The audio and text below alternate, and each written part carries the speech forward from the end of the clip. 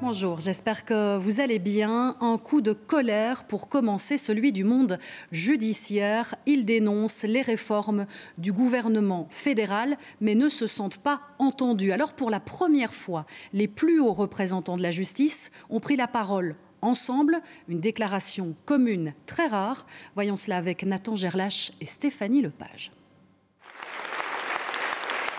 Environ 800 magistrats debout dans la salle solennelle de la Cour d'appel de Bruxelles, applaudissant durant de longues minutes, non sans émotion, comme pour mieux se faire entendre.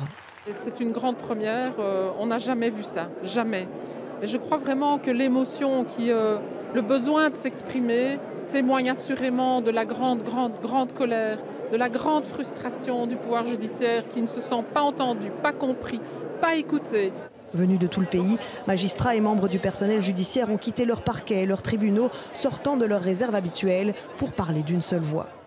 L'avenir de nos enfants est-il préservé si le pouvoir qui arrête le pouvoir est ainsi affaibli, réduit au statut de service? La justice, c'est l'affaire de tous. La justice, ce n'est pas un luxe. La justice est un droit fondamental.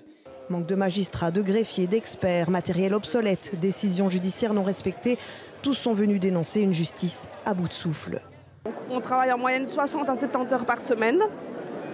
Les bâtiments dans lesquels on travaille, qui sont quand même la plupart délabrés. Et je pense que les pouvoirs politiques ont beaucoup de mépris à notre égard.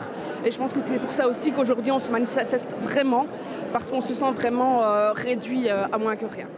Les plus hauts magistrats ont signé une déclaration adressée au gouvernement. Ils appellent à la libération de moyens pour la justice et à la reconnaissance du pouvoir judiciaire comme un pouvoir à part entière.